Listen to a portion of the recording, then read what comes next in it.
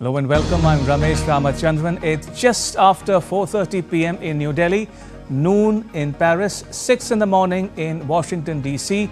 and you're watching a special broadcast here on DD India. We'll get you the latest on India's Prime Minister Narendra Modi's visit to France and his onward travels to Washington, D.C. for a meeting with US President Donald Trump. We'll have guests joining us to put the developments in their proper context for you. All right, then let's get started. First up, the headlines.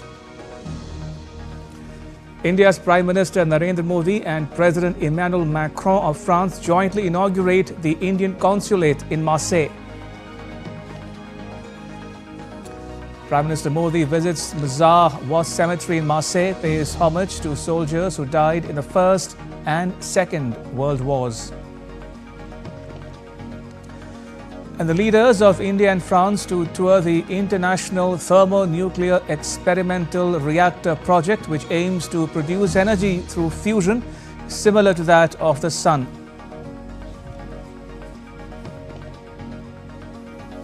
And launches the logo for the India-France Year of Innovation 2026 to celebrate the 60th anniversary of the signing of the first cultural agreement between India and France in 1966.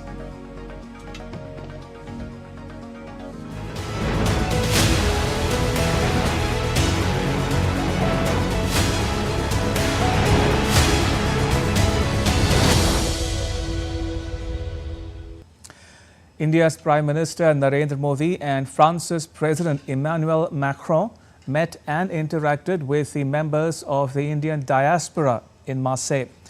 The Prime Minister received a heartwarming welcome by the Diaspora outside the newly inaugurated Indian Consulate in the city. The Indian Consulate was jointly inaugurated by Prime Minister Modi and President Macron.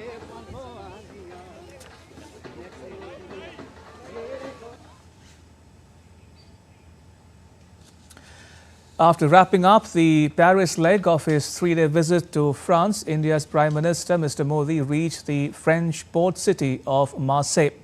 The Prime Minister and the French President paid tributes to the Indian soldiers who lost their lives during the First and Second World Wars at the Prasar War Cemetery in the city. Now, this is a war cemetery that is maintained by the Commonwealth War Graves Commission.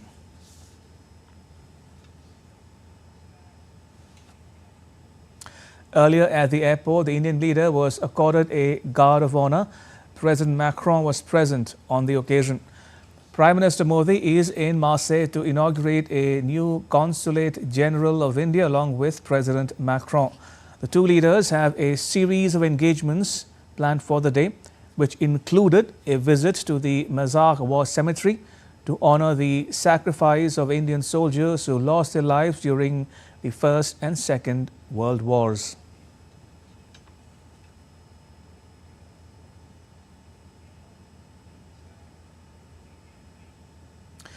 In a social media post on X, Prime Minister Modi paid homage to freedom fighter V.D. Savarkar, who attempted a courageous escape at the French port city of Marseille. He spoke about how Marseille holds a special significance in India's quest for freedom. He thanked the people of Marseille and the French activists of the time who demanded that Savarkar not be handed over to the British. He also spoke about the bravery of Veer Savarkar that continues to inspire generations. Early upon his arrival at his hotel in Marseille, Prime Minister Modi received a rousing welcome from the Indian diaspora.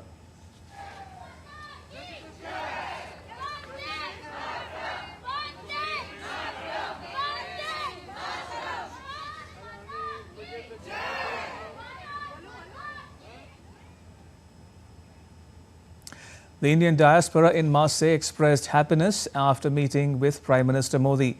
They were also happy that an Indian consulate has been inaugurated in the city. We are very happy and thank you Modi ji for opening this and giving us a New Year gift. It was a very unrealistic moment for us. We didn't feel like we are far from home because we are amongst Indians and it feels very nice being here. Yeah, even for me as a student, like it was precious moment for us to meet Narendra Modi ji, like from nearby. Even like we just shake hands with them, and it was good. In an international environment, having him here, having all these people here has only been great. I would say that it was such a great honor for us to be able to meet him up close today here, and I'm really hoping that the opening of the new consulate here will actually help us a lot in like exchanging cultures and celebrating more festivals together and meeting fellow Indians often, so that we don't feel away from home. I'm very happy to see our master trio, our PM, NSA and External Affairs Minister. I'm really happy for seeing them in person, and I'm feeling a homely environment here. Thank you so much, sir, for giving us this wonderful opportunity to meet you here. India's Foreign Secretary Vikram Misri highlighted the two key components of Prime Minister Modi's visit to France during a press briefing. He said the visit included the AI summit in Paris, which Prime Minister Modi co-chaired, along with a bilateral component spanning both Paris and Marseille.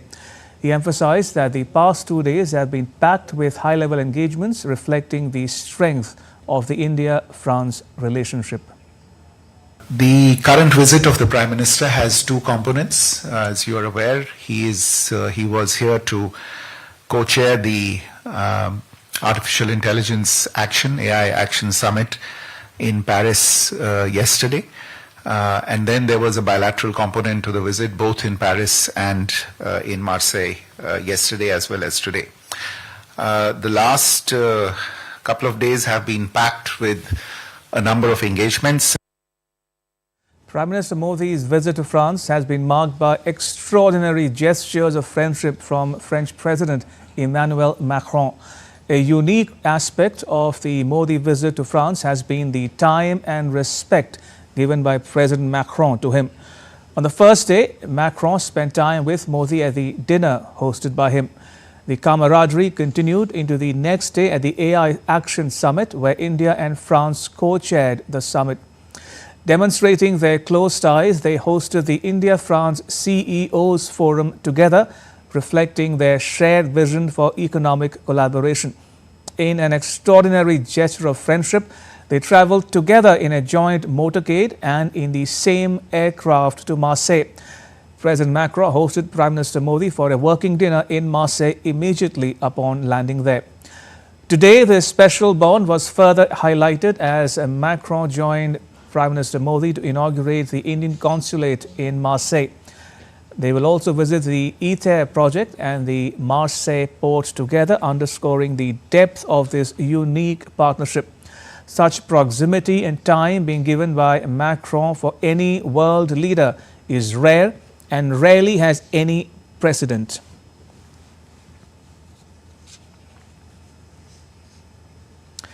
Right, let's take a quick look now at the vast list of outcomes from the Prime Minister's three-day visit to France. In the area of technology and innovation, in India-France Declaration on Artificial Intelligence.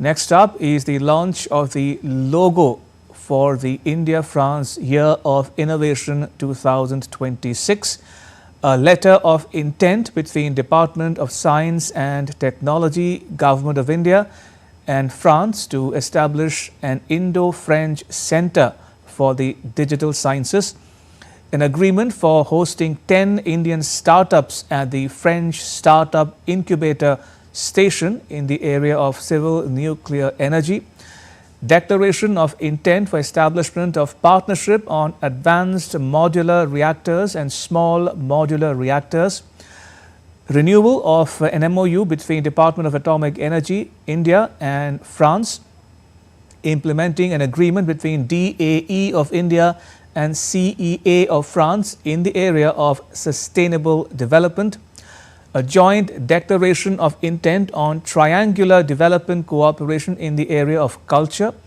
joint inauguration of India's consulate in Marseille, in the area of environment, a declaration of intent between the Ministry of Ecological Transition, Biodiversity, Forests, Marine Affairs and Fisheries, and the Ministry of Environment, Forest and Climate Change of India.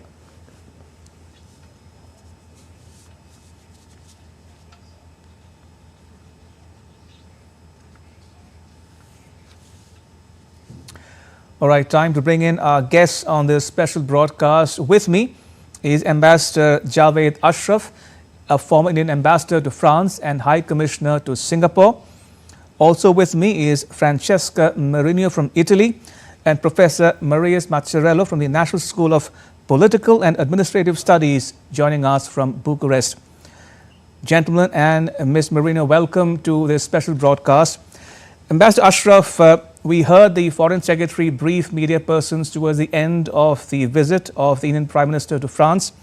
What struck me was the fact that he mentioned that this was not common for the Prime Minister to share an aircraft with the host country's leader, in this case President Macron.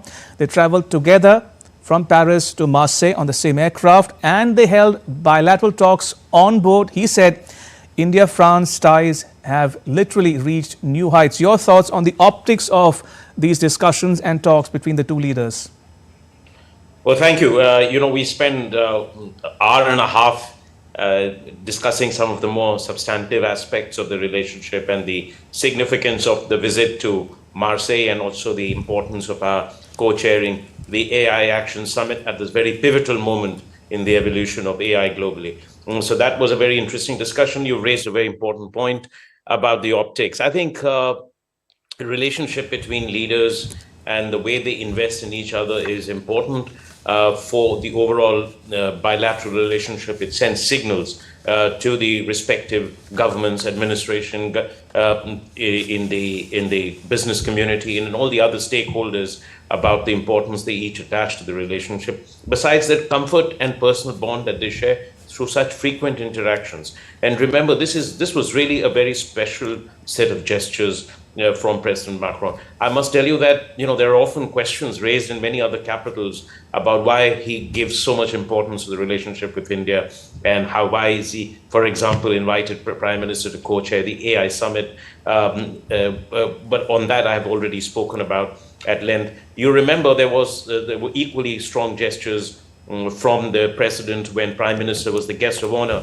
at the French National Day in July 2023, and how Prime Minister, and he did the roadshow in Jaipur in January 24 when President Macron came here as the guest of honor for the Republic Day. Now, this one was particularly special. One, you're right, they don't normally travel, leaders don't travel together in an aircraft. I mean, I've been in the Prime Minister's office.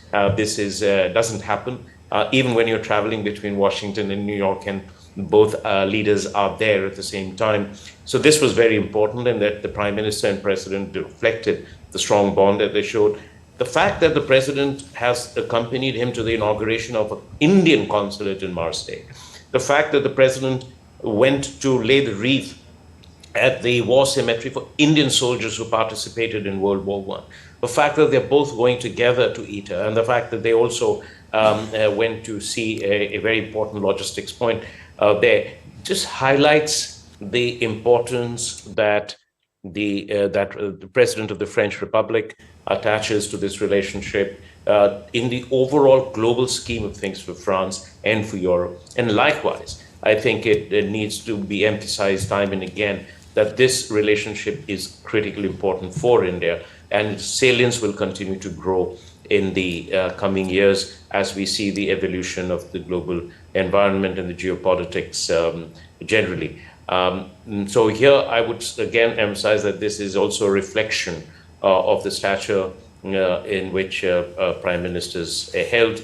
I've seen in many other capitals very similar gestures, very special gestures beyond the official and the ordinary, beyond the routine and the required, being extended to the Indian Prime Minister. I remember in April 2015, he had a wonderful, President Hollande had hosted him for a lovely ride on the River Seine as a sort of a gesture of friendship and in a way to introduce him to Paris. But this one is really, really very, very special in the way the warmth, the relationship is on display. And particularly, as I said, that President Macron is participating in events which are largely of Indian nature, for example, the opening of the consulate or laying of a wreath at the War Memorial.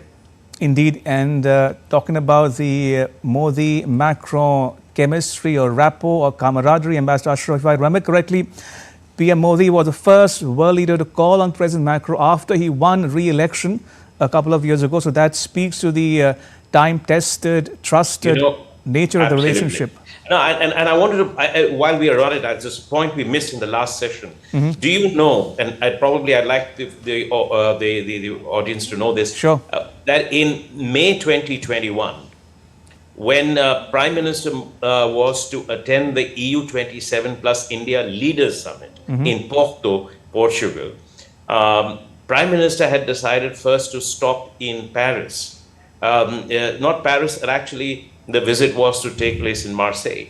Because, President Macron called him and said that, if you're coming to Porto, I'd like you very much to visit France before we go together to Porto for the EU 27 plus 1. In a way, both leaders were signaling the very special relationship that India and France share and that the two share. And that meeting was to take place in Marseille also. But as you know, because of the second wave of COVID, Prime Minister did not travel in person to attend the EU 27 plus 1 meeting. And so therefore the Marseille visit didn't happen. But the second time, President Macron got re-elected on April 24, 2022. Prime Minister was there on May 4, 2022, if I recall correctly, yes. And he was actually on a pre-scheduled visit to Germany and to the Nordic countries. He was there for the India-Nordic summit and for a visit to Germany. But he wanted on his way back to India, stop by in Paris for a conversation with President. And he landed in the evening at about 6 o'clock. They had an extended 3-hour discussion over dinner, and before that, a one-on-one meeting. And then the Prime Minister boarded the plane and left. And this is the kind of a relationship they share. That he said, I'm coming into that region. I know you've just come to office, but I'd like to stop by since I'm in the region and have a conversation with you. And President Macron's response was, I'm in the office, but it'll be a great delight, great pleasure and honor for me to host you as the first leader in my new term in office. So this is both 21 and then May 22 a reflection of this extraordinary friendship the two enjoy, and also the value they attach to the India-France strategic partnership. Indeed, and this is the 6th visit by the Indian Prime Minister to France in the last several years. Ms. Marino, coming to you now, as Ambassador Ashraf was pointing out, the India-France visit and the relationship is high on substance and symbolism alike. In that context, as someone looking at India from the outside, how do you view Europe's ties with India in general and France's ties with India in particular? I see it as a confirmation, an anti-confirmation of the key strategic importance of India, not only for US, because usually people focus on US relationship, but with Europe and with France in particular. I read it in terms also of France trying to, in a good way, to take a lead and take advantage compared to the rest of Europe on developing and strong and mutually trustful relationship with India, because they understand quite well, and they maybe understood it much before other countries, that the relationship with India is a key for the future. Not only in terms of strategic commercial partnership or military partnership, selling this, selling that, is a key in terms also in perspective of the corridor connecting India to Europe through Middle East, is a key also in countering relations with China, which in Europe, as you might know, are as troubled as they are in the rest of the world. I think Macron envisioned this much earlier than other European countries. And he is acting on this. Then, of course, there's the personal relationship. But the core is the strategic importance of India. Indeed. Professor Mazzarello, coming to you now, do you agree with Ms. Marino when she says that probably President Macron has shown or exemplified or displayed strategic foresight in warming up to India much ahead of the other countries? Of course, I agree with this, and I must also continue what His Excellency said. France and India have a different position now in the world. First of all, we must have the correct context, I think. In 2 days, it will be, for example, the famous Munich Security Conference, and it was released, the report. The release is about the multilateralism. And if you see also in the joint statement of Prime Minister Modi and the President Macron, you'll see that, for example, France have a strong support for India to become a permanent member of United Nations Security Council.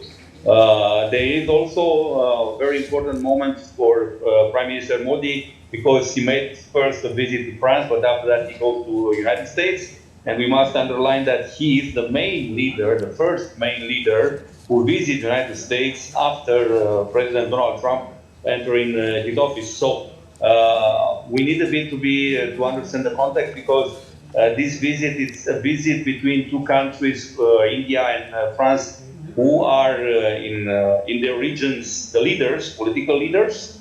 They are also the main countries related with the neighbors. For example, India cannot be understood without China, but China cannot be understood without India in that moment, for example. In the same time, you cannot understand Western Europe, especially European Union, without France. So in this context, the relation between two countries must be very important. In the same time, there is, in fact, let's say, that chemistry between the both leaders, which is also very important. And also, it is very important to underline the success of India in the last years, especially in some domain where even Europe is far behind. For example, in space or something. Yeah, there are a lot of researchers. Last year, unfortunately, European Union have just 3 rocket launches. So it is somehow a decrease of Europe. But in the same time, we discovered that other countries like India, for example, have huge steps forward. And in this situation, there is a moment when Europe must follow India, for example. And cooperation between two countries must be enforced, and cooperation became much more normal today between every country, but it's more important when main countries cooperate, because in that moment it can be more pillars, yeah, and around these kind of pillars we can build maybe not a new house, but a better house or a well-structured house. Indeed, and just to add, to build on what Professor Mazzarello was mentioning there about the US, PM Modi will become the 4th world leader to call on President Trump in Washington, D.C. in just a few hours from now. Remember, the Israeli Prime Minister, the leader of Japan and Jordan have met President Trump, and Prime Minister Modi would be among the first few world leaders to call on the new US President in Washington, D.C. in person. So we look forward to that as well. And we'll talk about that as well on this broadcast if time permits. But coming back to you, Ambassador Ashraf, I want you to weigh in on this, much, quoted aspect or dimension of India-France ties, and that is both countries and both capitals' accent or emphasis on strategic autonomy. This independence of thought and action. EU-India relationship adds a great deal of weight to India-France relationship, because Europe brings a different set of and a very important set of attributes to the relationship. And if you recall, we've got an excellent relationship with Italy now. We went through a somewhat turbulent phase. Are both very heavily invested in that relationship. We've got a very strong relationship with Germany. We're building very good relations with the East European countries. Spain, you just had a back-to-back visit from German Chancellor and the Spanish Prime Minister. And soon, the EU President Ursula von der Leyen will be in India, which will be her first visit in her new term outside. And this just shows the importance and why this is important for both. I said earlier that, for India, as we a more multipolar world underpinned by multilateralism, because that's important for us. There are big powers who think they can bend the world to their will, and that they have of exceptionalism, which may or may not necessarily work to their advantage. Similarly, for Europe, there is a realization that Europe is falling behind, geopolitically becoming maybe less relevant, new term of the president. So in all of this context, we need to work together to try to restore a sense of balance, sense of stability, a sense of multipolarity in this world, but also take advantage of each other so that we're not left behind in this in the new geoeconomic or geopolitical context. And for this, therefore, the AI summit to me was very important, because AI is going to be a very important determinant of the 21st century. So it's one thing, it's all about setting norms, standards, regulatory framework, etc. going forward. It's also about the safety issues, but it's also about harnessing the power for our respective economies and our respective people, but also about harnessing its power to make a more inclusive world, which is I think the vision which Europe and India share. And I can tell you, when we talk in the Global Partnership for Artificial Intelligence, there's a great deal of convergence. And we are in some sense reflective of this third way, different from the United States and different from from China, kind of a model. So this is one example of where we can work together. We can similarly do a lot of things in defense, security, in economy, in trade. We need to move forward together. So France has in some sense had the strategic foresight, but has also had a global vision that I see more and more Europe engaged in Indo-Pacific, but also looking India as a great strategic partner and a great strategic opportunity. So this is also about India and France, but it is also about India and Europe. And I think it's very important for us here in public domain, in the media, the government knows this, but for us to pay equal level of attention and not just be overly focused on one country or on this sort of a bipolar competition between China and India, and see what India and Europe can do together and are doing together. All right, on that note, may I request all my guests, Professor Mazzarello, Ms. Mourinho and Ambassador Ashraf, to stay with us. I'll come back to you momentarily. Time for a very short break on this special broadcast. News and updates continue on the other side. Keep watching DD India. Don't go anywhere.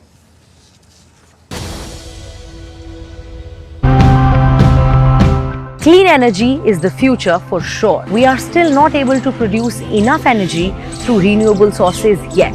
But why is it so, and how can we change that? We introduced solar-powered street lights, cutting consumption by 5%. Then I had the government build green homes fitted with solar panels, making us more energy independent. The panels contain a lot of rare commodities, and you can save a lot of energy if you use recycled materials. We run off hydropower or wind power, so the electricity we have is sustainable and renewable. So of course that's the most sustainable we can do. When it transforms and translates into results that is tangible, they can see the difference that it makes to their environment. It's a huge thing. Prasar Bharati, in collaboration with IIT Delhi and Software Technology Parks of India, is organizing the DD Robocon 2025 this year as well. In this National Robotics Championship, engineering students will get ample opportunities to showcase their ingenuity and potential. The national selection for this championship will be held on the 12th and 13th of July, and the winning team will get an opportunity to participate in the International ABU Robocon Championship to be held in Mongolia in August this year. So, hurry up! The last date of registration is the 16th of February. For more information, log on to www.ddrobocon.iitd.ac.in.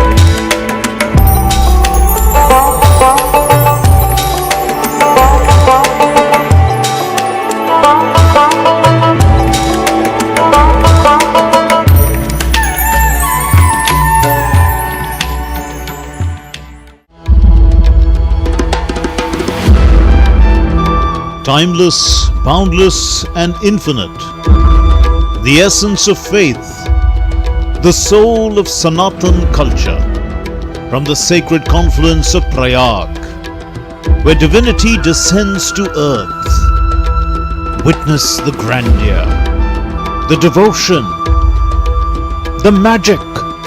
World's largest cultural and spiritual gathering, with over 450 million devotees expected to attend. Mahakumbh, India's greatest festival of faith. Exclusively on DD India.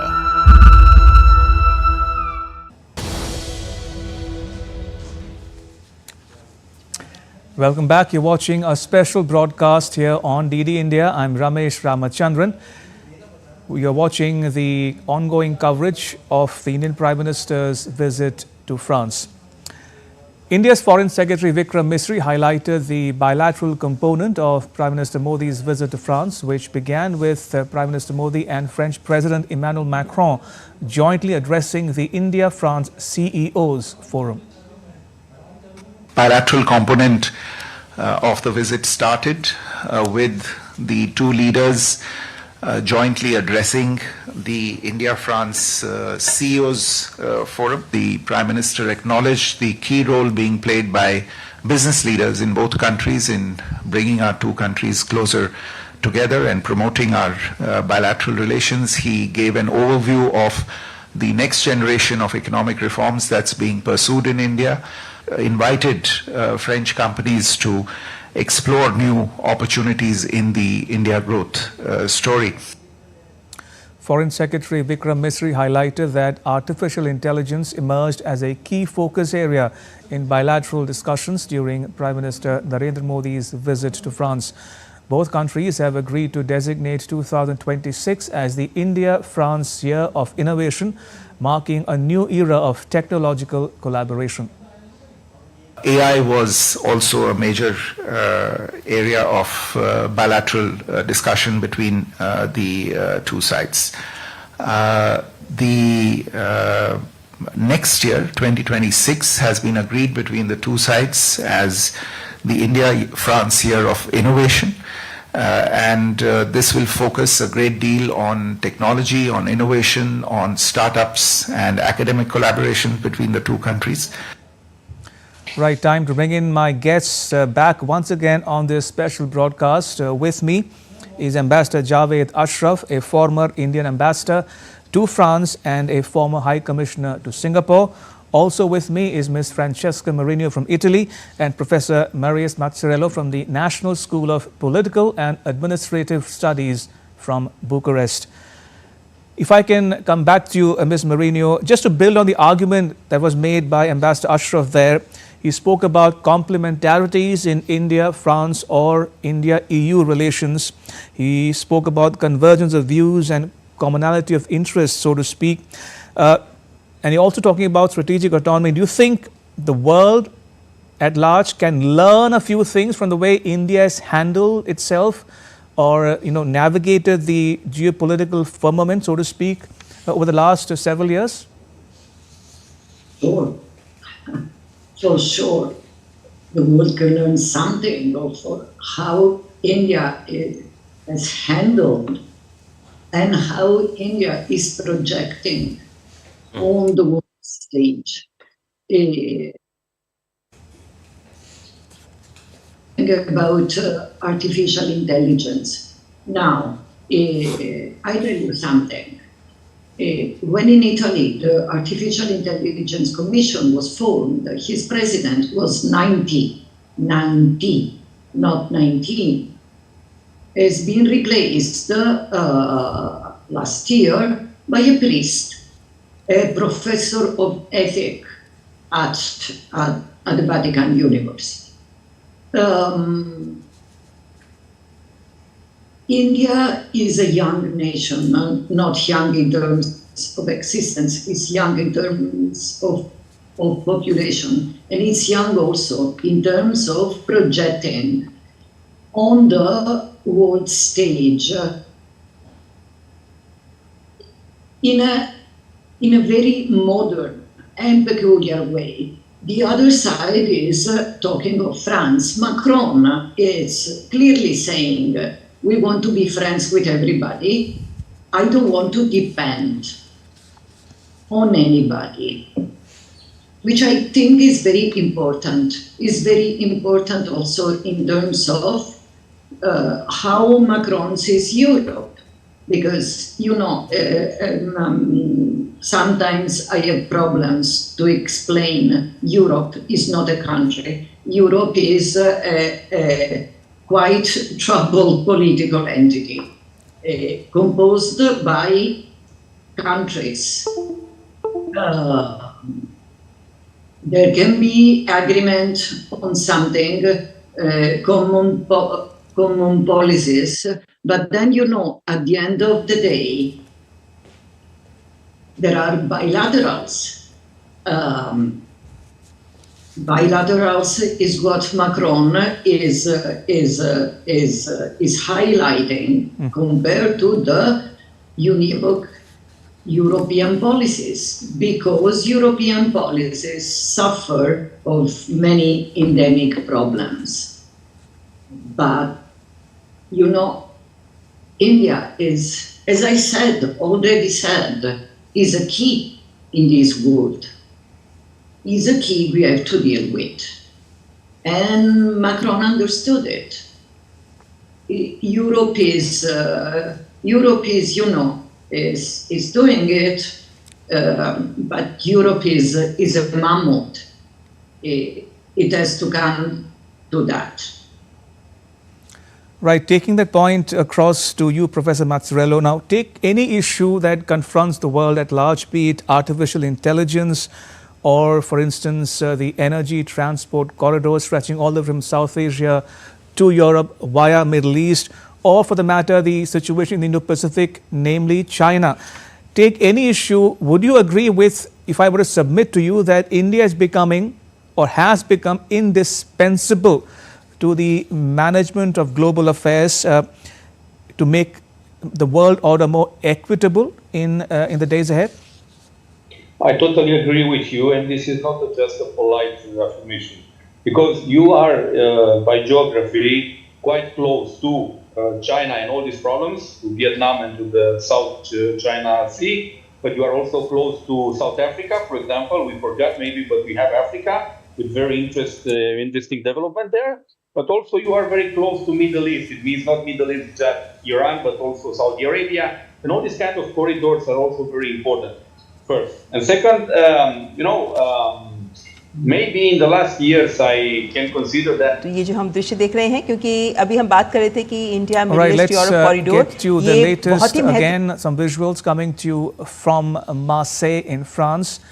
The two principals, Prime Minister Narendra Modi of India and President Emmanuel Macron of France, jointly visiting for their next engagement towards the end of their deliberations in Marseille.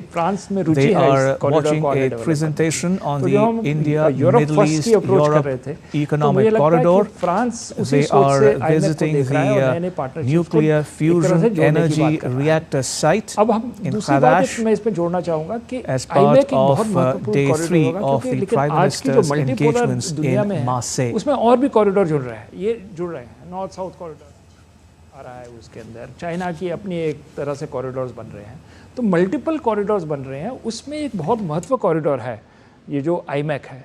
तो और जो Right, if you're just tuning in, we're getting you the latest visuals of the two leaders, the Prime Minister of India and the President of France, jointly getting a presentation on the India, Middle East, Europe economic corridor, the connectivity project, energy corridor, transport corridor that links South Asia with Europe via the Middle East, or West Asia as some people call it.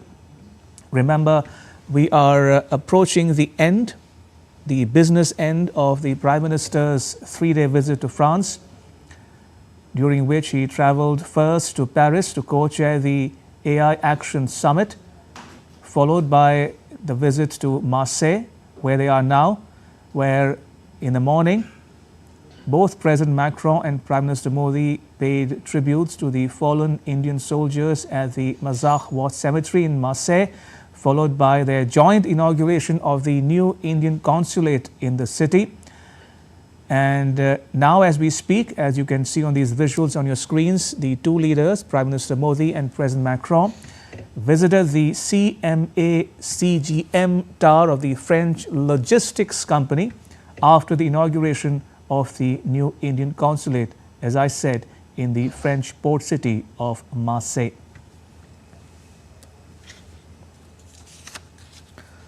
Right, so if you're just tuning in, we are getting some more visuals, this time from an engagement of the Indian Prime Minister and the French President, reviewing a presentation on the India, Middle East, Europe Economic Corridor at a logistics park in Marseille. These are the visuals coming to you from the CMA-CGM tower of the French logistics company, where Prime Minister Modi and President Macron have just visited and interacted with the officials and the members of the Indian diaspora there as well.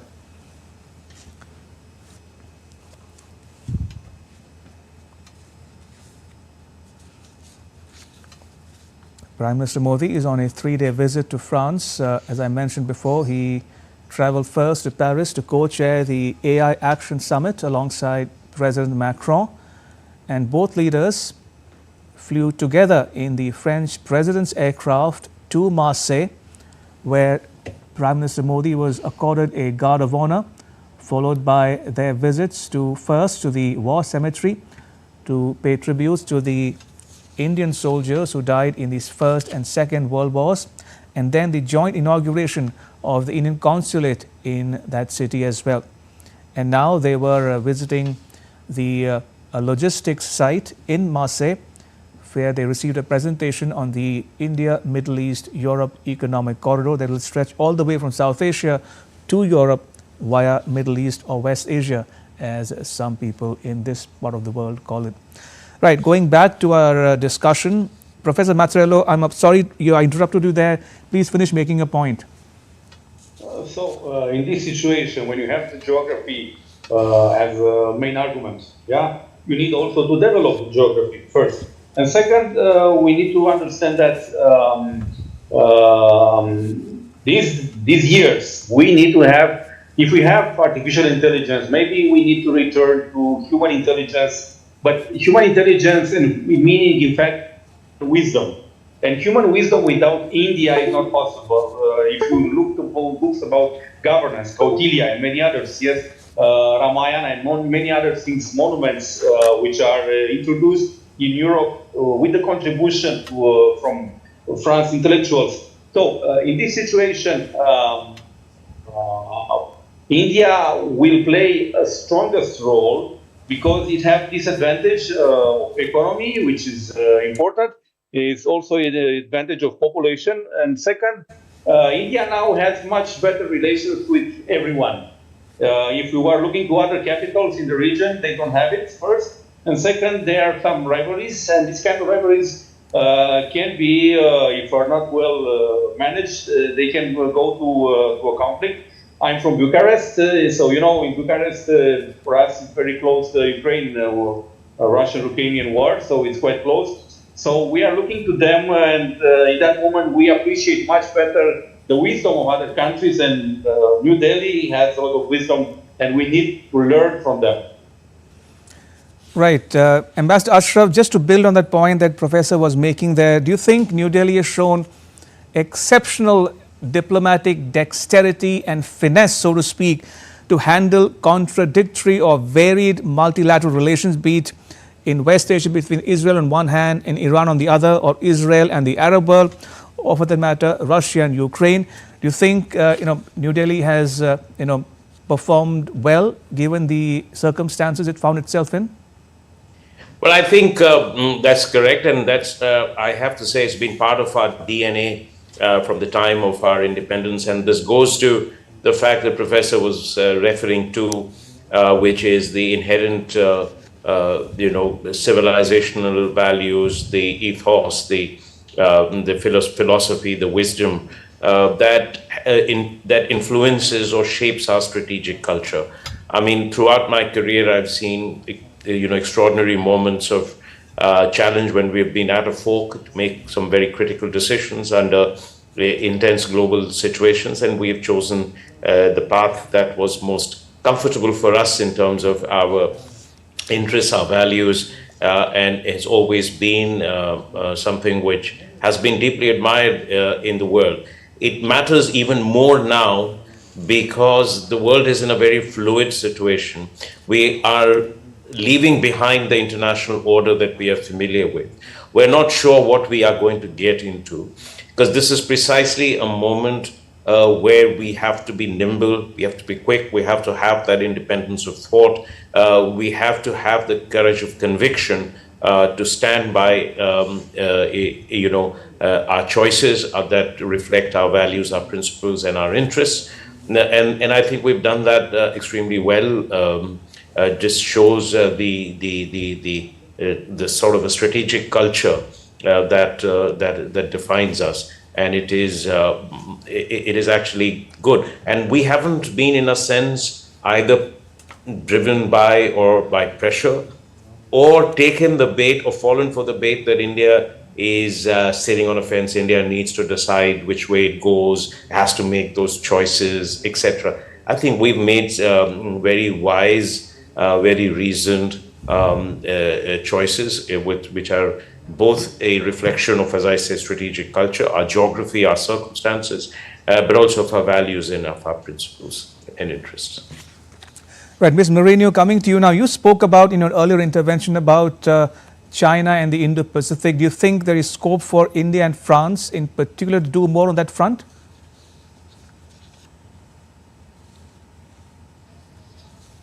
Your question, we were talking about China. Yes, Ms. Mourinho, in your earlier intervention there, you spoke about the scope for collaboration between India and France, scope for doing more in the Indo-Pacific. You spoke about China. So in that context, where do you think India-France ties can go from here when you talk about the Indo-Pacific and the tensions obtaining there? See, in this context,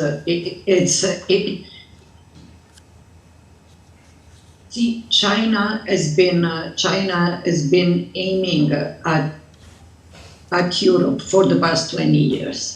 They were trying to do bilaterals. They did it once with my country, then it was got cancelled. Countering China expansionism in this context is vital for Europe. I mean, of course, it's my opinion. Of course, it's not shared by many European analysts. Many advocate for China. France, as I said, is some way geopolitically smarter than the rest of Europe. We are going from mistakes and attempts. Macron saw it clearly. Indo-Pacific is a problem with China. I would like also to highlight the strategic importance of the corridor from India to Europe, going through all the Middle East. Something that many people till not so long ago thought it was impossible to do, impossible to achieve. And I would like also to highlight that what India does and the development India is doing in strategic areas does not come with strings attached, like Chinese so-called investments. So I guess France could be a pilot for the rest of Europe in terms of relations with India.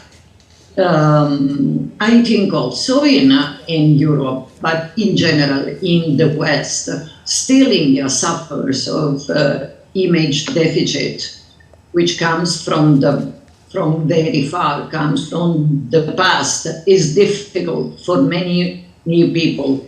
I'm talking average people, but also politicians. Is difficult to understand fully that India is nothing like anymore what they were used to think and they were used to see on movies or reading in books, the books of their youth.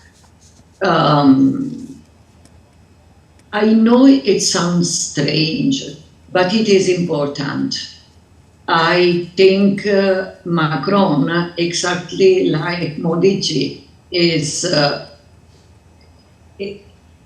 non-ideological kind of approach to politics and geopolitics. It is a strategic thinker, but without ideological lenses. And this is important, and this is what we all should do. Interesting comment there from Ms. Mourinho. She says that both India and France, represented by their two leaders, Prime Minister Modi and President Macron, have adopted, in her words, a non-ideological approach and shown strategic intent or foresight to deal with some of the contentious issues confronting the world at large. I'll come back to that in just a bit, but let me pull up some more news in the meantime for our viewers. Now, India's Prime Minister Modi visits to France has been marked by an exceptional display of camaraderie and respect from President Emmanuel Macron, showcasing the strength of their bilateral relationship. Take a look now at how the two leaders share this special bond over the years.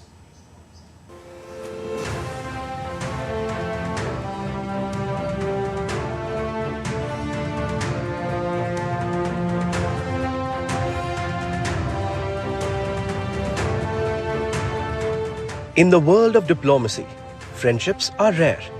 But the bond between Indian Prime Minister Narendra Modi and French President Emmanuel Macron is a shining exception.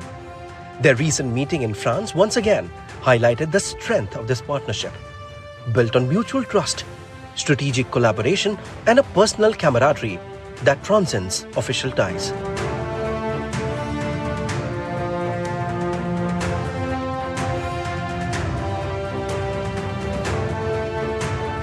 The embrace, the smiles, and the easy conversation set the tone for yet another chapter in the growing rapport. The visit wasn't just about gestures. It was about shaping the future. Co-chairing the Artificial Intelligence Action Summit, the two leaders reinforced their shared vision for AI's role in global progress. Beyond policy discussions, their personal connection was evident. From casual conversations to light-hearted moments, their chemistry reflected a friendship that has only strengthened over the years. In Marseille, the warmth of their bond extended to the people. Welcomed by an enthusiastic Indian diaspora, their joint presence symbolized the growing ties between India and France, not just at the government level, but at a people-to-people level. This isn't the first time Modi and Macron have displayed such bonhomie. From their heartfelt meetings at global summits to Bastille Day celebrations in 2023, their partnership has grown into a true alliance of trust and shared ambitions. As Modi's visit to France concludes, one thing is clear.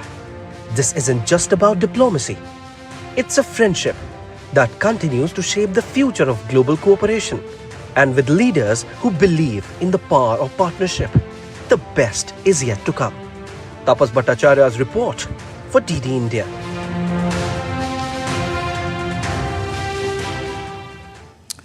Ambassador Ashraf, if I can come to you and get your view or get your take on this much acclaimed personal rapport between world leaders, in this case Prime Minister Modi and President Macron, as someone who had a ringside view of their relationship, how would you describe their partnership in terms of Prime Minister Modi investing a lot of time energy and effort into establishing a personal rapport with Macron in particular? Well, those visuals are evidence of the kind of relationship and partnership they share. Remember, their first meeting was soon after President Macron won his first term in 2017. Since then, they've met a number of times, both bilaterally, particularly in France and here in India. You've seen that we had the rare reciprocity of the two leaders being guests of honor at each other's National Day, back to back in July 2023, the French National Day, and our Republic Day in January 2024. As I explained to you in the last time, or just now, that the Prime Minister looks at, whenever he goes to Europe, he sees that as an opportunity to also visit France, even if the visit is planned for some other countries. They like to speak to each other on phone. They consult with each other. And as I said, one is their personalities. It's their approach to politics. It's the approach to engagement. It's also about the kind of worldview they have about what the future of this world ought to be, and how our two countries can work together to advance that shared vision. I think that has a strong bearing. And the third, of course, is the fact that they really believe in this relationship for our two countries. And for President Macron, India is a critical partner in the vision that he has for France and Europe, and for us and for Prime Minister, that also holds true. So a combination of personalities is, as Professor said, that a sort of a non-ideological approach, common vision about global issues, and the willingness to work together, for example, on solar alliance or on artificial intelligence, pollution, on blue economy, and biodiversity, and so many other things. To work for a more inclusive world which is not fragmented. I think both reject the idea of fragmentation of the world, getting into constructs of South and North, and plus the way they have been able to engage with each other very frequently. That is, I think, at the heart of this very strong relationship. But I just wanted to come back to one important point that regarding that corridor. I think we forget that historically this has always been a corridor. The oldest corridor, there used to be a time people used to speak of from Bengal to the Balkans historically. That was one important belt. And it went through the Middle East. The oldest trading route is really between, the west coast of India and the Gulf. And then we've had that extended to Europe and through the Middle East. Of course, then there was a reversal when this route became also a source of colonialism in Asia and in India. But the fact is that it always connected in some way for different reasons, India and Europe. So the revival of this route now to bring Europe and India closer together and also to impart a sense of resilience in a trading route which is perhaps always going to be a little volatile, a little fraught because of the situation in the Middle East. I think that is, so for me, despite the fact that we see currently a huge challenge in the Middle East, I don't think anyone along that route from India to Europe has any doubts that this will eventually again be revived and that we will all work together. Now, the infrastructure part of it is the easiest thing to do, and that is going to happen. It is the arrangements, the institutional arrangements. It is the agreements that lead to seamless flow of goods, of energy, of digital data. These are the things that we will be working out in the course of time, and there will be alternatives to the where there are points of conflict. So if you come from India through the Middle East, and you may have 3 or 4 different forks, you come through Egypt, you can come up north, or you come through the existing route through Israel. So I think, and it will also have terminal points. I don't think, we will only be seeing Marseille as one single terminal point. There will be in the, Greece will also have. So you'll have fingers, in a sense, coming out of this. In the Adriatic coast is also a potential. Genoa, perhaps in in Italy. And then, of course, there's Marseille, which will be a very, very important point. I should tell you that there used to be a Bombay Express from Marseille to Calais on the on the English Channel coast when the British were ruling India, because they used to bring stuff to Marseille, then move it by train to Calais, and then again take it by ship. That was their resilience that they wanted to build into their trade route. So some of these things we tend to forget because of disruptions of history, but they can easily be brought back into play. So I think that again underscores the importance of Prime Minister visiting Marseille. Interesting perspective there indeed. Before I come to you, Professor Mazzarello, may I thank Ms. Francesca Marini for joining us and sharing your thoughts with our viewers at home and around the world. Thank you for your time. Much appreciated. Hope to see you soon on our broadcasts going forward as well. Right, coming to you, Professor Mazzarello. Now, just to build on that point that was being made by the other guests, you spoke about, in particular, about how India and France have adopted a non-ideological approach and become more strategic in their outlook. In that context, I have to ask you this question. Now, for instance, if I were to say to you and our viewers that India was the only country to warn the world way back almost a decade ago that the China's Belt and Road Initiative is not in the interest of countries involved in the region. And today, India has been proven right with the benefit of hindsight, and countries around the world, including, for instance, Mexico, are pulling out of BRI, and the numbers are only going up. Do you think it's time the world listen to some of the things, at least, that India is saying? I will go back to geography, and I will also underline, thanks to His Excellency, because he was talking about the corridor between India to Europe. Because of the history and geography, India is maybe the best country who knows China, because they have some common history, they have some common aspirations 100 years ago, and they have also a different approach about world. And also, we from the European part of the world, we are not always very wise, and we are not always listening all other countries who said what they are saying, because somehow there is this kind of arrogance of some people from Europe. But India knows much better China, knows very well the ambition of China, and knows very well the strategic area.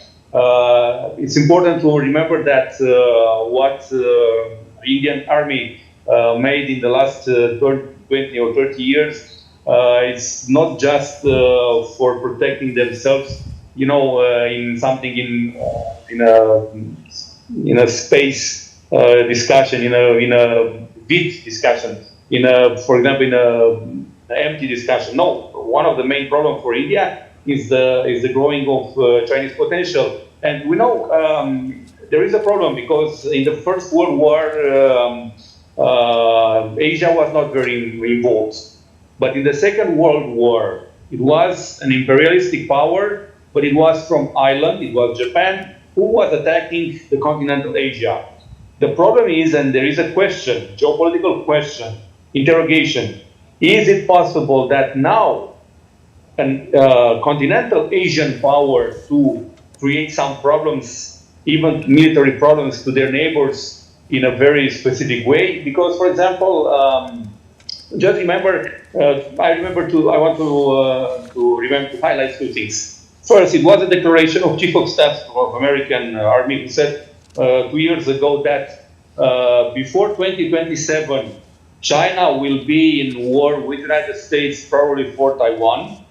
So it's a statement, it's published to Pentagon site. And second, I want to underline a novel, in fact, was published 2 years ago by James Stavridis and another writer. James Stavridis was a famous admiral, an American admiral, who was writing a book about a possible nuclear war between China and the United States in the year 2034. In fact, the title of book is 2034. And at the end, because of the nuclear strikes, at the end, India intervened and make the real peace agreement in whole world. So, as I told, I must come back to the geography and to the history. India knows better. India knows because they have experience. We have more than 3,000 years experience. 3,000 years of experience, it cannot be replaced. And first, even if you are from Europe and you're trying to learn, you cannot make such huge steps, because we have relations with Asia for direct relation for less than 1,000 years. Commercial was commercial, but commerce is commerce. But the political relations and geopolitical ideas and geopolitical plans are for more than 2,000 years just the relations between China and India. So we must listen India much more. We must listen India much more, not just China, but especially to China. And we must understand that embassies in New Delhi must be more active, and the universities from other countries must be more active to their relations with Indian universities, and maybe to send researchers to learn from Indian experience. Right, if I may take the liberty of paraphrasing Professor Mazzarello there, he is saying that the world can only ignore India, the land of ancient wisdom, at its own peril.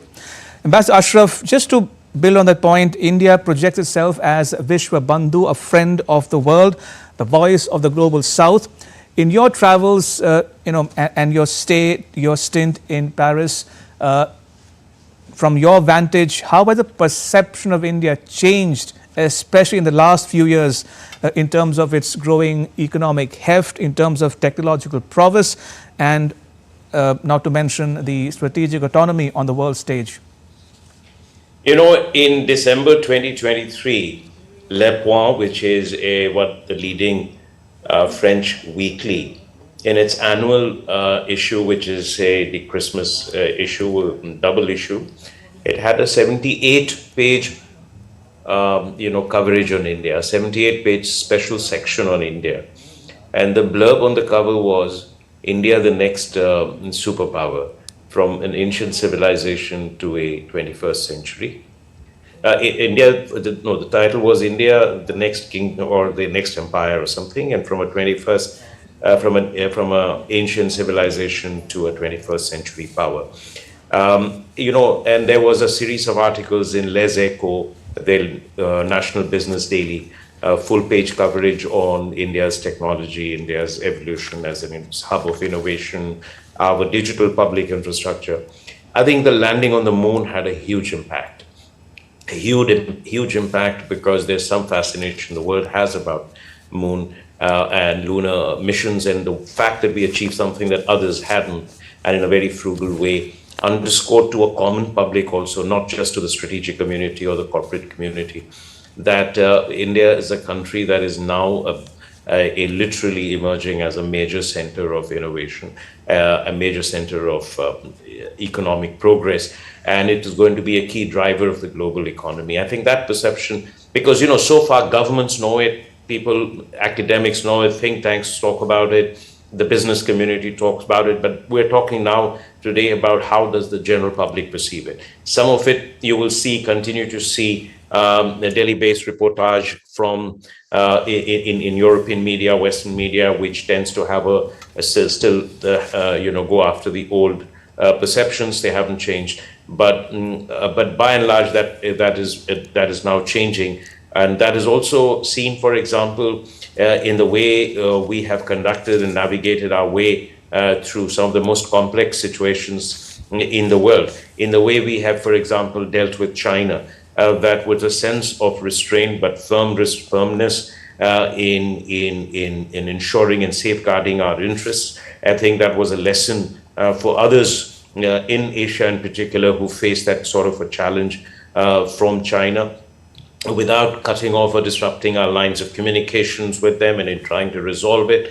With the way we have dealt with the issue of the Ukraine-Russia war in France, I can tell you there is an understanding of our principled position and the fact that we're not trying to seek any geopolitical advantage out of this, and that we are really committed and are trying to work behind the scenes without seeking any credit for ourselves for trying to do our bit to end the conflict and bring the two sides to the negotiating table for finding a solution for a durable and lasting peace that is acceptable to the two sides. I think in the way we have also spoken for the global south, the way we have advanced participated in dealing with global challenges, whether it was during COVID or whether it is about energy transition or in the new challenges like the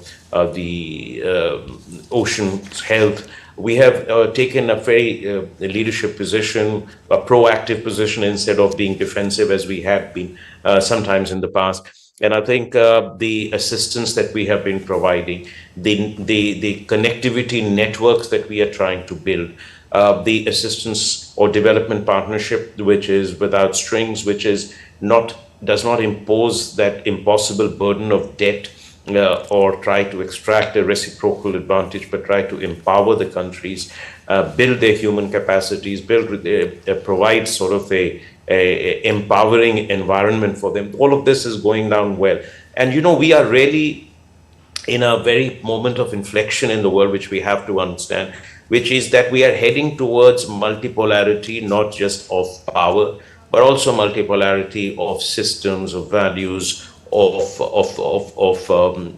cultures, and where it is no longer possible to say that, the Enlightenment or the Enlightenment views are to emanate from the West, and what the West thinks, what the West has brought about, all the contributions in the world is the only way forward. So I think this is where, when we have seen as a country that does not seek to use our growth, our strength to make claims on the other, the fact that we do not try to sort of have territorial claims or to push or to have sort of an aggressive posture against other countries, though we have been very firm in defense of our interests, I think goes down well with the world. The fact that we have been, in a sense, neutral to the point that we have in multi-vector engagement based on principles and interests and on the merits of each relationship, without in anyone trying to play one off against the other. All of this is respected in the world. And what countries trust is when countries are principled, consistent, when they're transparent, when they are not playing games with each other or trying to seek a sort of advanced claims on the others. That's when we are trying to be a responsible international player in trying to be part of global discourse on finding solutions to global challenges, political, economic, environmental, social. That's when you get that respect. And I think for a country which is growing rapidly, it's obviously the world's largest democracy, the largest in terms of population, now soon to be the third largest economy, although we still have a long way to go. But also, a country that has shown how digital technology can be used to empower people and bring about inclusion is almost like an inspiration for the developing world. Those sorts of things have really helped change the perspective. And I said, it was rare to see a European magazine like Le Point independently bringing out a 78-page section on India, showcasing the diverse aspects of India's heritage and history, but also its progress and its place in the world today. Indeed, as Ambassador Ashraf suggests, it cannot be argued any longer that the West is the sole repository of wisdom, all wisdom known to humankind. India was, is, and will remain a part of the solution, not the problem. And it's time the West in particular listened to what India has to say on the current global challenges confronting much of the world. I'll come back to you, gentlemen, for your closing remarks on this special broadcast. We are approaching the end of our broadcast. We'll come back to you momentarily. But just to recap for the benefit of our viewers, Prime Minister Modi and President Macron have jointly visited the war cemetery in Marseille to honor the Indian soldiers who died in the First and Second World Wars. Then they jointly opened the Consulate of India in Marseille. They recently most recently were at the logistics park in the Marseille port for a presentation on the India-Middle East-Europe economic corridor. And we are standing by for the latest visuals of their visit jointly again to a nuclear fusion energy center. In the meantime, let me pull up some more news for the benefit of viewers who are tracking and watching this special broadcast. After participating in the AI Action Summit in Paris, India's Prime Minister Narendra Modi addressed the India-France CEOs Forum. In his address, Mr. Modi mentioned that by 2047, the people of India have set the goal of making the country a developed nation. He invited CEOs to join in India's journey of development. Bharat के 1.4 billion लोगों ने 2047 तक विकसित भारत का संकल्प लिया है, चाहे डिफेंस हो या एडवांस टेक्नोलॉजी, फिनटेक हो या फार्मा, टेक हो या टेक्सटाइल, एग्रीकल्चर हो या एविएशन, हेल्थ केयर हो या हाईवेज, स्पेस हो या सस्टेनेबल डेवलपमेंट। आप सभी साथियों के लिए इन सभी क्षेत्रों में इन्वेस्टमेंट्स और कोलैबोरेशंस की अनेक संभावनाएं हैं। मैं आप सभी को भारत की विकास यात्रा से जुड़ने के लिए आमंत्रित करता हूं। जब फ्रांस की फिनेस और भारत का स्केल मिलेगा, जब भारत का पेस और फ्रांस का प्रिसिजन मिलेगा, जब फ्रांस की टेक्नोलॉजी और भारत का टैलेंट मिलेगा, तो सिर्फ बिजनेस लैंडस्केप ही नहीं, ग्लोबल ट्रांसफॉर्मेशन होगा। Prime Minister Modi said that India's identity on the global stage today is that of a preferred global investment destination. Referring to the reformative steps being taken in the country, he said, now is the right time to invest in India. आज Bharat diversification और D risking का सबसे बड़ा केंद्र बनता जा रहा है। कुछ दिन पहले हमारे बजट में न्यू जनरेशन रिफॉर्म्स अंकित किए गए हैं। ईज ऑफ डूइंग बिजनेस के लिए नए कदम उठाए हैं। पिछले कुछ वर्षों में हमने 40,000 से अधिक कंप्लायंसेस को रेशनलाइज किया है। ट्रस्ट बेस्ड इकोनॉमिक गवर्नेंस को आगे बढ़ाने के लिए एक high level committee for regulatory reforms गठित की है। कस्टम रेट स्ट्रक्चर को रेशनलाइज किया है। अंतर्राष्ट्रीय व्यापार को आसान करने के लिए डिजिटल पब्लिक इंफ्रास्ट्रक्चर की मदद से भारत ट्रेड नेट की शुरुआत की जा रही है। ईज ऑफ लिविंग की दिशा में नया सिंप्लीफाइड इनकम टैक्स कोड हम ले आ रहे हैं। नेशनल मैन्युफैक्चरिंग मिशन की घोषणा की है और नए सेक्टर्स जैसे कि इंश्योरेंस सेक्टर को 100% एफडीआई के लिए खोल दिया गया है। इन सब इनिशिएटिव्स को आप जरूर ध्यान से स्टडी करें। मैं आप सबको कहता हूं कि भारत में आने का यही समय है, सही समय है। All right, let me go back to my guests, Ambassador Javed Ashraf and Professor Marius Mazzarello, for their closing remarks on this special broadcast. To you first, Professor. Now, looking ahead, we are looking forward to the Indian Prime Minister's onward travels to Washington, D.C. He'll become the 4th world leader to call on President Donald Trump in the White House there. How do you look at the Indian leaders' travels, balancing the transatlantic relationship, so to speak, between France and EU on the one hand and the US on the other? You know very well that today and these days, American embassy in Paris, watch everything, read press, make reports, send to State Departments. Also, President Trump also had a specific relation with Macron, with President Macron. So he is looking to his specific eyes, but also to his specific age, because President Trump is also 78 and President Macron is just 46 or 47.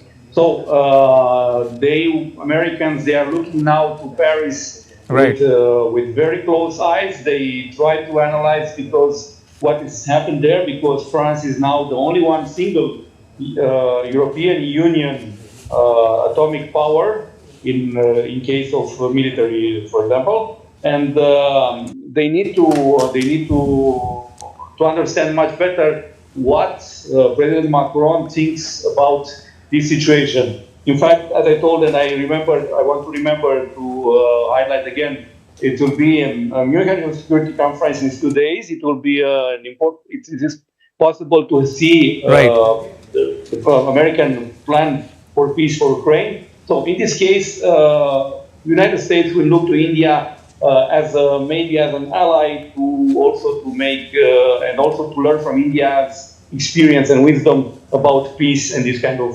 situation. Thank you. All right, on that note, may I thank all my guests, Professor Marius Mazzarello, for joining us from Bucharest, and Ambassador Javed Ashraf. Ambassador Ashraf, if you're still with us, you get the last word. Quick comments on your assessment of the PM's visit, and did it tick all the right boxes for you in terms of outcomes and optics?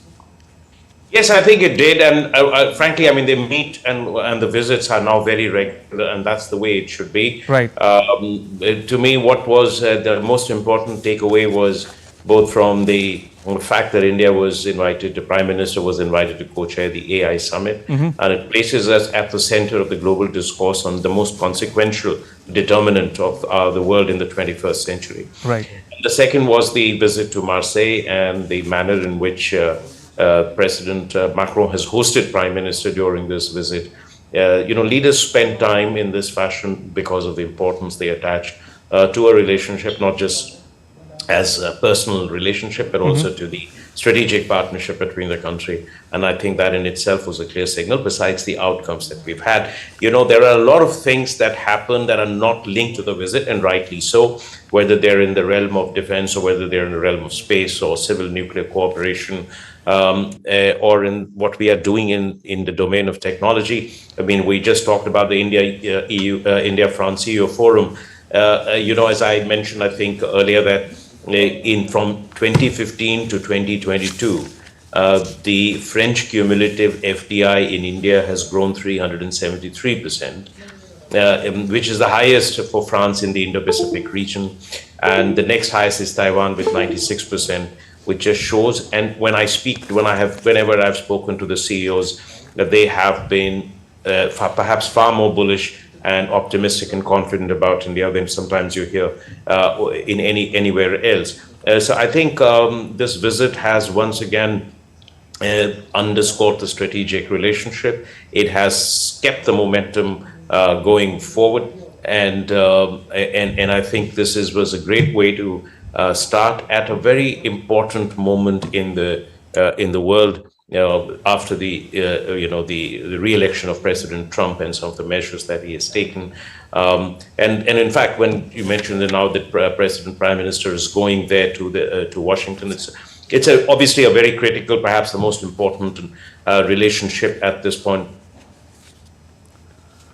All right, let's take you to Marseille for the latest visuals coming in from the site of a nuclear fusion energy center in Marseille and Cadarache, where the two principals, Prime Minister Modi and President Macron, are in attendance.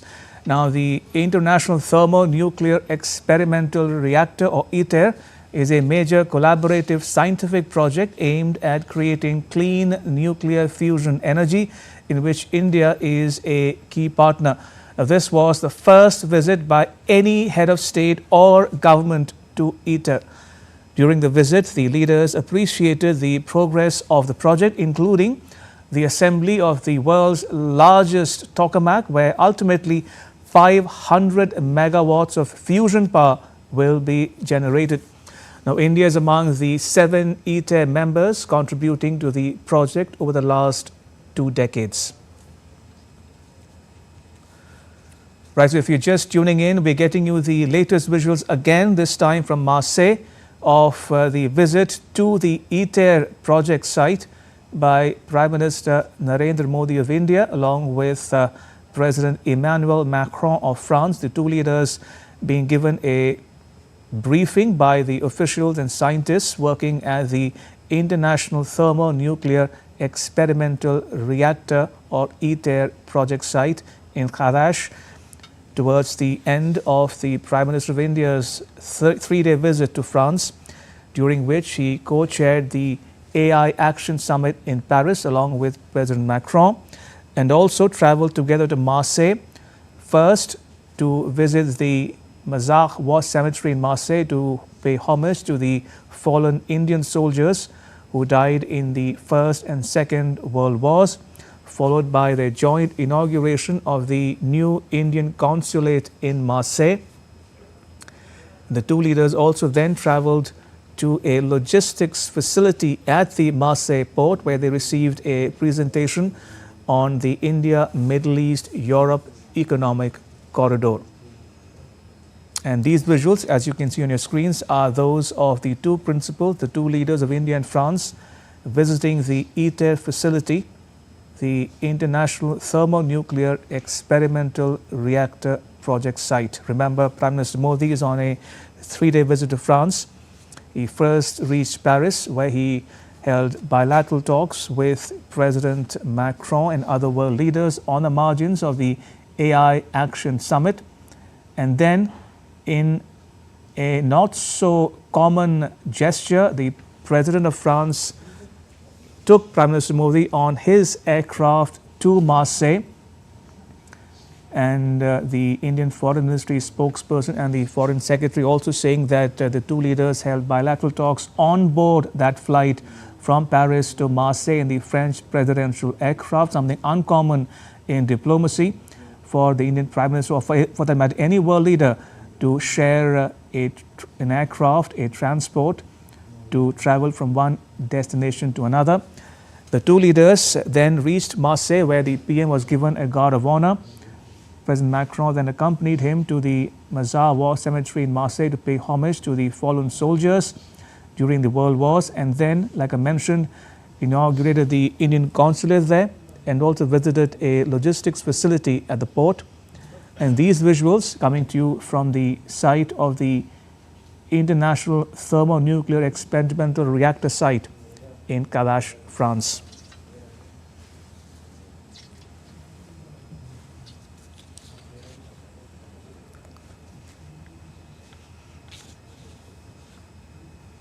All right, if you're just tuning in, we're getting you the visuals of the leaders of India and France visiting a nuclear fusion energy project site in Marseille, where you can see President Macron and Prime Minister Modi being given a briefing by the scientists working on harnessing the power of nuclear fusion to generate limitless energy if the tests are proven successful in the years to come. India is a member of the ITER project, and India joined the project in 2005 and signed an agreement a few years down the road, and since then has been contributing financially and also talent to the ITER project there in France.